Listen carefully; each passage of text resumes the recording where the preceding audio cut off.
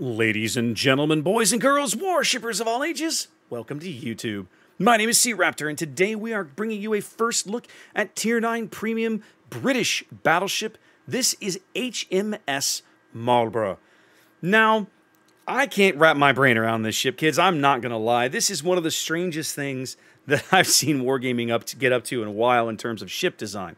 We know that Marlborough is going to be the next dockyard ship. Starting in the next patch cycle, as we get on closer to the new year, you'll be able to start working on your Marlborough, and along the way, through the dockyard event, you'll be able to earn Tier 3 British Battleship HMS Dreadnought, and I believe that's how they're going to release HMS Repulse as well, through that same dockyard. So there's a lot to like in terms of that dockyard event.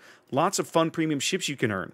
But at the top of that, after you've completed all, I think it's 35 stages or whatever, is this thing, HMS Marlborough. What is this ship?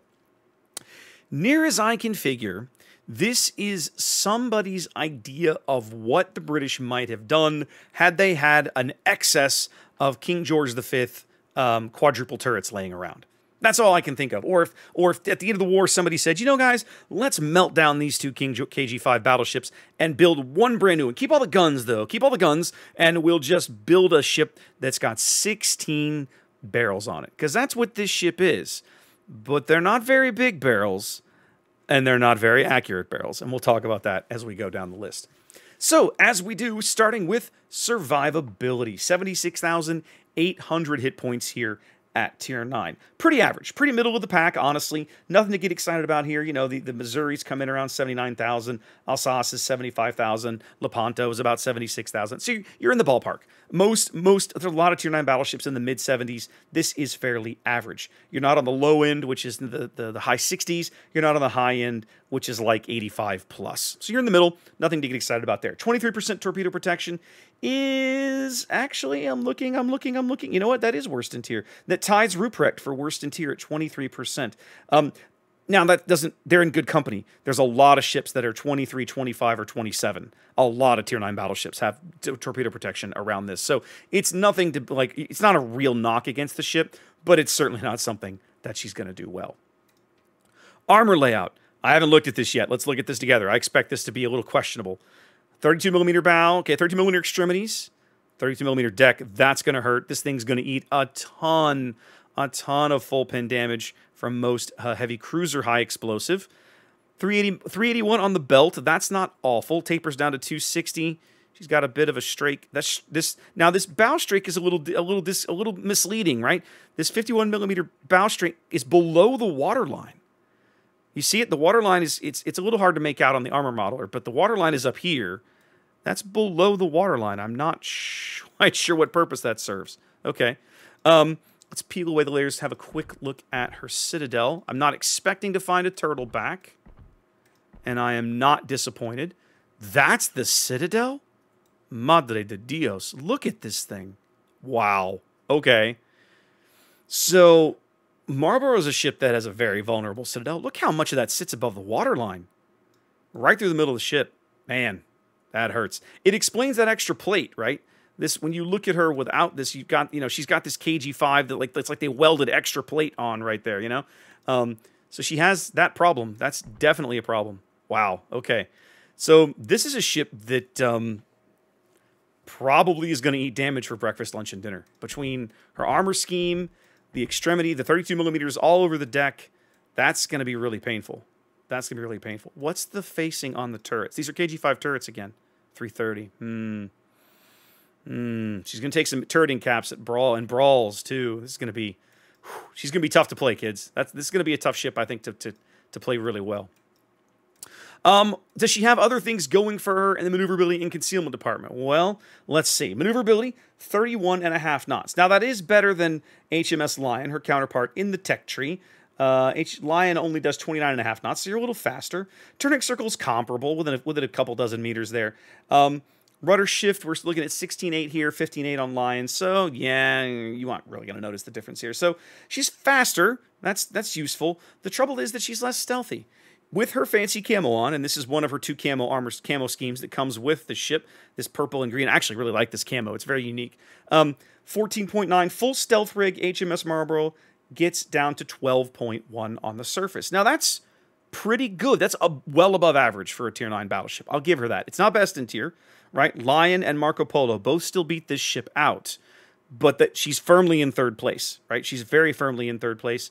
No other ship most of the other ships not quite this stealthy. Ruprecht, new Tier 9 German battleship, Prinz Ruprecht, still a little less stealthy than Marlborough, 12.3. So that's not too shabby. That gives me a little bit of hope for the ship. And she will still run into cruisers in her matchmaking bracket that she can outspot. And that's good. She's going to need all the help she can get with that armor scheme. Yikes. Let's talk about the main battery, because I have some serious reservations here. Marlborough's main battery is made up of 4 quadruple-barreled turrets. These are the exact same turrets, the exact same guns you find aboard the King George V class battleships. That's in this game right now, that's KG-5 and Duke of York, both of them down at Tier 7. Same turret, okay? If you know the Duke of York and KG-5, you know the KG-5 class in general, you know that she had 1 quad-barreled turret forward, 1 aft, and there was a double-barrel turret super firing over in the front. So she had 10 barrels total. Marlborough turns this up to 11. She has 4 turrets versus 3, and every turret is a quad turret. 16 barrels of fun, just like the Italians get at Tier 10 with Cristoforo Colombo. The difference here is that at Tier 9, these are 356 millimeter guns. These are 14-inch guns in a tier where most battleships have gone to 16 on the low end, right? And like most navies really have gone. You know, there's certainly a non-zero number of battleships that have gone above that number at this tier. I'm looking at you, Friedrich de Gross. I'm looking at you, Musashi. Yikes! I'm looking at you, Georgia. So these are the smallest guns available on a ship in this tier. A battleship in this tier, I should say. So they better come with some pretty good upsides. Well, one of the upsides is the reload speed. You see they're 25 seconds on the main battery reload. That is actually best in tier. These are the quickest firing battleship guns in Tier 9. All right, well, that sounds awesome. Until you take into account some of the other drawbacks, okay?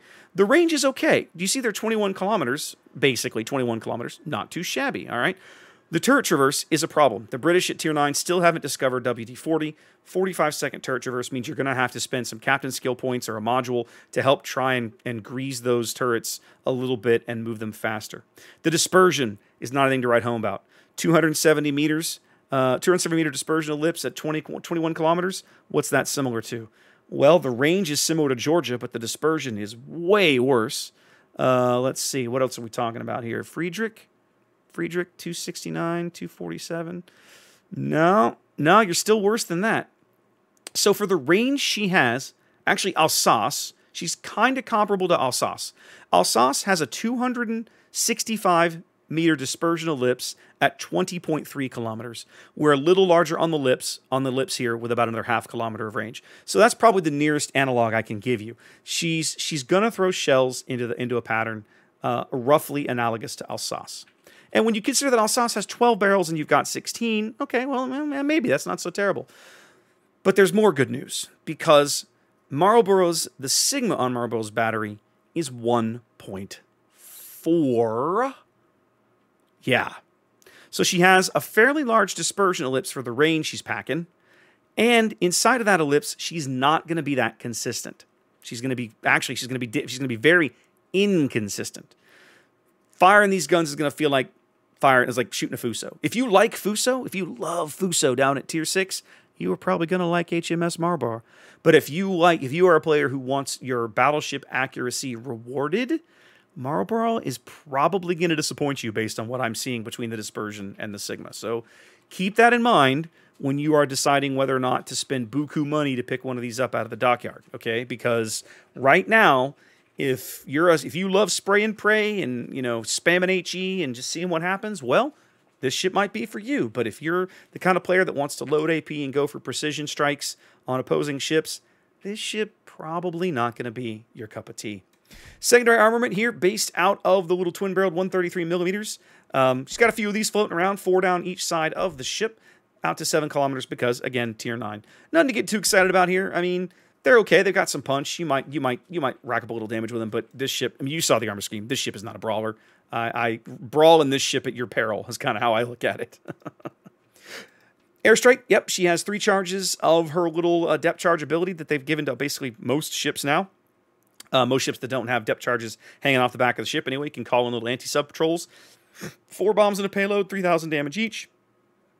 Nothing to get too excited about there, 10-kilometer range. Pretty standard, but she's got that available to her. And then AA defense. Her long-range aura on the back of those dual-purpose 133s that we looked at, she's got 4 flak puffs. That's not very awesome. 1540 damage is okay, but the number of flak puffs definitely on the low side. This is a problem that Lion has as well at Tier 9, right? This is a British problem, not a Marlborough problem. They make up for it by overloading the mid-range of the ship, the mid-range with Bofors. Like, this ship is just drowning in 40mm Bofors guns, and that's where all the punch in the AA aura comes from. So when you're going up against a Marlborough as a carrier driver, you are going to find that you're not going to have problems getting planes close to her, but you are going to take losses when you push home a strike, particularly with just about anything, really. The closer you get to the ship, you're going to lose planes, just the way it is. She's got these patented British sextuple Bofors mounts. She's got 9 of these around. Look at these things. Look at this. They're everywhere. She's got 4 on each side, and then probably 1 on the center line and the stern. Yep, right there on the stern. Right there above the transom stern. And then she's got lots of the little double 40mm Bofors all over the place. So this ship is just the ultimate, in Bofors we trust. That's what you get. Quick look at consumables. Now, you might hope that given her armor scheme that they gave her the fancy British super heal, they did not. They did not. This is a standard battleship heal for a Tier 9 battleship. So you got to take care of this ship. You can't just go crazy with her. She can't reprint the whole ship the way HMS Lion can over in the tech tree. And because World of Warships, she gets a standard damage control party here. Nothing fancy there. And you can see there HEAP. Nothing else really exciting here. No aircraft facilities, no hydro, no other fancy gimmicks. This is about as plain as it gets. And honestly, for a dockyard ship, I mean, you could do better, but you could do worse. She's the kind of ship that people are probably going to want to try and finish up, especially ship collectors. But at the same time, she's a ship that if you do miss out on her, personally, I don't feel like you're missing all that much. I feel like Repulse is really interesting. I feel like the dockyard event that's coming at the end of the year is worth it for Repulse. Because not only is she more historical, but she's more. There's more to like about Repulse, from my opinion, than there is about Marlborough. I admit, coming into this video, guys, I have a bias against British battleships. So many of them I just despise. They can't take damage. They're not accurate. There's a handful of ships that fly in the face of this, right? But in general, most British battleships and I just don't get along. They don't fit my expectation of what I want out of a battleship. If you love the British battleship line, then you're going to want to spend time getting Marlborough when the dockyard comes. If you don't love the British battleship line, if you're like me and they just don't match up well with you, then this is probably not a ship you're going to want to invest a whole lot of time and certainly not a whole lot of your money into. Anyway, guys, there's our quick first look at Tier 9 Premium British Battleship HMS Marlborough. Hope you enjoyed that. Wash your hands, be safe, and I'll catch you next time.